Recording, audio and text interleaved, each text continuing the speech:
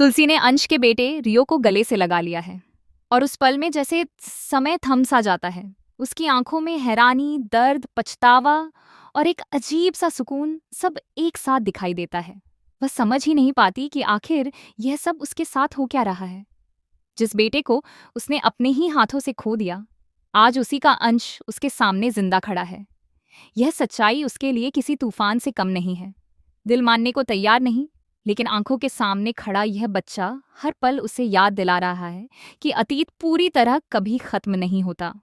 रियो भी तुलसी को देखकर एक अजीब सा जुड़ाव महसूस करता है। उसे समझ नहीं आता कि यह औरत कौन है, लेकिन उसके दिल में एक अपनापन सा महसूस होता है। जब वह तुलसी को कर्ण पर हाथ उठाते हुए देखता है तो वह तुरंत आगे बढ़कर उसका हाथ पकड़ लेता है। उसकी मासूम आवाज में सवाल होता है कि वह उसके डैड को क्यों मार रही है। उस एक सवाल ने जैसे पूरे माहौल को थाम लिया। कर्ण तुरंत बीच में आता है और रियो को समझाने की कोशिश करता है कि तुलसी से इस तरह बात नहीं करते, क्योंकि वह उसकी दादी है। यह सुनकर रियो और भी उलझ जाता है, लेकिन कहीं ना कहीं उसे यह सच महसूस होने लगता है। दूसरी तरफ तुलसी के अंदर भावनाओं का सैलाब उमड़ रहा होता है। वह कर्ण की तरफ गुस्से से देखती है, क्योंकि उसे लगता है कि कर्ण ने उससे इतना बड़ा सच छुपाया। कर्ण का एक औरत के साथ अफेयर होने की बात पहले ही उसे तोड़ चुकी थी, और अब यह नया सच उसके लिए और भी बड़ा झटका बन जाता है। उसे अपनी परवरिश पर शक होने लगता है। वह सोचने लगती है कि आखिर कहाँ कमी रह गई कि उसके बच्चे उसे इतनी बड़ी बातें छुपाने लगे। कर्ण भी इस पूरे हालात में बुरी तरह फंसा हुआ है। एक तरफ उसकी माँ है जो हर सच जानना चाहती है, और दूसरी तरफ रियो है जिसकी मासूमियत उसे हर बार कमजोर बना देती है। वह जानता है कि अब सच छुपाने का कोई फायदा नहीं है, इसीलिए वह धीरे धीरे सारी सच्चाई तुलसी के सामने रखने का फैसला करता है। वह बताता है कि रियो कोई और नहीं बल्कि अंश का बेटा है और उसकी माँ नियति है। नियति का नाम सुनते ही तुलसी के चेहरे का रंग उड़ जाता है। उसे याद आता है कि अंश का अतीत कितना काला और उलझा हुआ था। अंश ने अपनी जिद और जुनून में कितनी गलतियां की थीं, और उन्हीं गलतियों का नतीजा आज उसके सामने खड़ा है। कर्ण आगे बताता है कि अंश और नियति के बीच एक रिश्ता था जो सही नहीं था, लेकिन उसी रिश्ते की निशानी रियो है। यह सुनकर तुलसी के पैरों तले जमीन खिसक जाती है। उसे वह दिन याद आने लगता है जब उसने मजबूरी में अंश को खत्म करने का फैसला लिया था। वह पल आज भी उसके दिल को चीर देता है।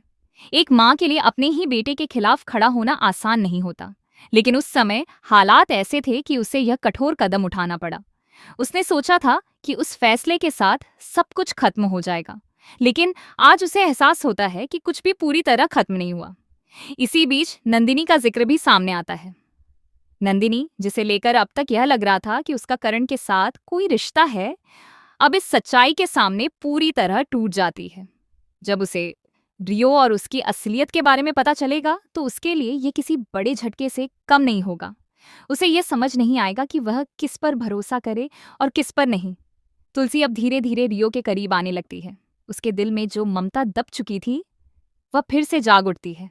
वह रियो को देखती है और उसमें अंश की झलक साफ नजर आती है। उसकी आंखें नम हो जाती हैं, लेकिन इस बार उन आंसुओं में सिर्फ दर्द नहीं बल्कि एक उम्मीद भी होती है। वह सोचती है कि शायद भगवान ने उसे एक और मौका दिया है अपने बेटे की कमी को थोड़ा सा भरने का। रियो भी अब तुलसी के करीब आने लगता है। उसे महसूस होता है कि यह औरत उससे बहुत प्यार करती है। वह उसके पास बैठता है, उससे बातें करता है, और धीरे धीरे उनके बीच एक नया रिश्ता बनता जाता है। कर्ण यह सब देखकर भावुक हो जाता है। उसे लगता है कि शायद अब सब कुछ ठीक हो सकता है, लेकिन कहानी यहाँ खत्म नहीं होती। असली सवाल अभी भी बाकी है कि नियति का क्या इरादा है। क्या वह सच में अपने बेटे के लिए आई है, या इसके पीछे कोई और मकसद छुपा है? क्या वह शांति निकेतन में रहकर सबके जीवन में नई मुश्किलें खड़ी करेगी, या फिर यह सब एक नई शुरुआत होगी? तुलसी के मन में भी यह सवाल बार बार उठता है। वह एक तरफ अपने पोते को अपनाना चाहती है, लेकिन दूसरी तरफ उसे डर भी है कि कहीं अतीत फिर से लौटकर सब कुछ बर्बाद न कर दे। कर्ण भी इसी दुविधा में फंसा हुआ है। वह चाहता है कि उसका परिवार एक साथ रहे, लेकिन सच ये है कि हर सच्चाई अपने साथ नई परेशानियां लेकर आती है। आने वाले समय में यह देखना बेहद दिलचस्प होगा कि क्या रियो और नियति इस घर का हिस्सा बन पाते हैं या नहीं। क्या तुलसी अपने अतीत के दर्द को भुलाकर एक नई शुरुआत कर पाएगी?